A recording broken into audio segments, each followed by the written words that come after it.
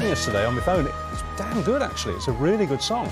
You know, we've become used to hearing the immortal words "No point pour la Grande-Bretagne" on Eurovision night, but maybe we'll get some points this time. Why do we do this to ourselves every year? No, we're such masochists. Well, Sam Ryder is the UK's most streamed singer on TikTok, with more than how many followers?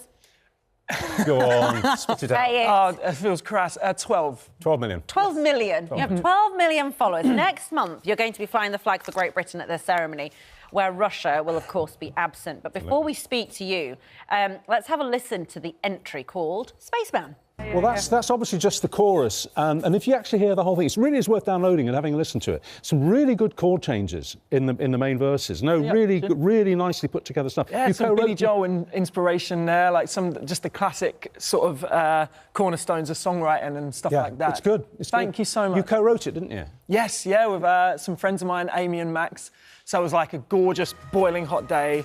About over a year ago, you know, the one boiling hot day we had. Did you write it for Eurovision? No, not at all. We were like I said, we had this amazing day, and naturally, typically, we're in a studio with no windows, and this song sort of seemingly came out of thin air in 10 minutes. Came out of space and out of space, man. And what's it about? Yeah. What's it about? For me, like a song like that, the best thing you can do if there's an idea floating around the room is don't get in the way of it. Just sort of let it happen. Like a lot of songwriters will agree. You kind of feel like you don't really write the song, it just happens, and you're there to take the credit afterwards. But for me, it's like about appreciating and realising the things you have in your life that are already absolute treasures and that you love. And we spend so much of our life, I feel, going so far away from that in the search of a life that we think we want, only to get there and then look back and go, Jesus, it was there the whole time. Well, all along, you would know about appreciating what you've got. Your story is it's brilliant, because 4 years ago, what might you have been doing this morning? I would have been on my dad, probably driving him absolutely nuts on a construction site. Yeah, wearing a high-vis jacket. Yeah, or not, and getting told off for it and digging up concrete. And that was your full-time job, was it? Yeah, 4 years ago? I was doing that, and then was singing wherever I could. And weddings and things? Yeah, weddings, pubs, clubs, like in bands, and no one would ever be there, but it was always such, like, just amazing So fun. what happened? What happened? To be honest, I mean, singing's always brought me joy, no matter what. Playing to no one or playing to, thankfully, thank God, people now like come to the shows, and it's amazing to experience that side of it as well. But at the beginning of lockdown, I sort of sung Britney Spears' "Hit Me Baby One More Time" as high as I could in my mum's kitchen, and then it all snowballed from there. You got some really famous names, didn't you, who noticed and retweeted and gave you compliments. Just run us through. Let's listen. Look at that lockdown beard.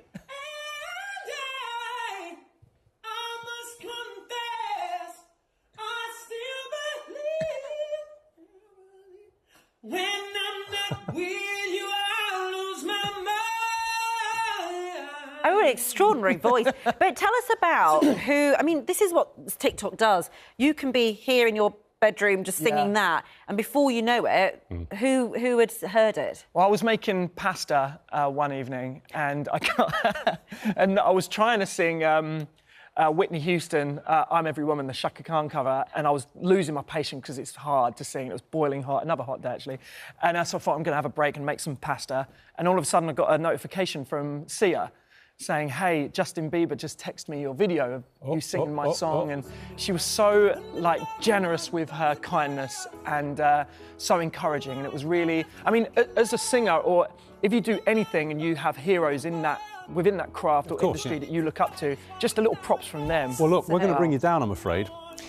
Well, I'm sorry, we've got to do this. Don't bring us facts. No, we don't want facts, no, it's not facts. It's notes. It's the Ukraine entry. Now, let's face it, it's going to be 12 points all the way, isn't it, for Ukraine? Well, they are fantastic. I met those guys. Well, hang on, just have a listen to them. Hang on a second.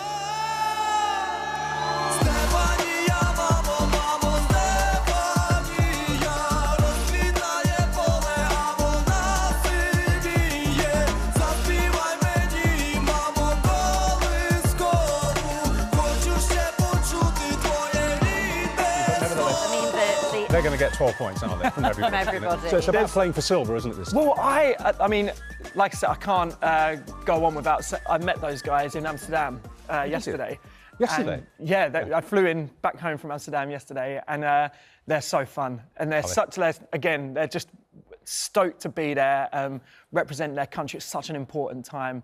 And yeah, the dance, I love it because it gives me like Beastie Boys vibes. And I think it's cool. You're going to have some incredible staging for your song. Because in the We're past, working on the it. winners are outlandish, aren't they? They have incredible... Yeah. What have you got planned? Can you tell us? I can't tell you anything. I went to go and look at some plans that we've been sort of working on for the staging. Well, you'll need a wind machine for your hair. Yeah, I'm going to bring machine... Keith, actually, with the smoke machine at the door. It was wicked. I thought he was vaping. It's very dramatic for 8 in the morning, isn't it? I cannot believe that you'll get null point. You're bound to do really well. Well, look, I've been a Eurovision fan since I was a kid. Just to be there, to be invited there to sing along with some amazing singers, songwriters and performers. Yeah. What a gift. Like, that's, for a songwriter, all your job is to try and connect with strangers, and Eurovision is... I'm old enough to remember Lulu winning with Boom Bang a Bang in 1968. Classic, wasn't it? It was a classic. You used to write on your back of your school papers, didn't you? Make me a pop star. And well, it was just sort of like the roadmap. I'm a massive Iron Maiden fan. I was like, if I just do what Iron Maiden did, maybe I'll get there. But obviously, time changes. Yeah. And for me, it was Britney Spears in the kitchen. Oh, it worked. Congratulations, Sam Ryder, already. Thanks so much. Great to meet you. What day is it? What day are they doing the competition? What day is it today? No. Frequently asked question. When is Eurovision? It's May 14th. May the 14th. Very best of luck.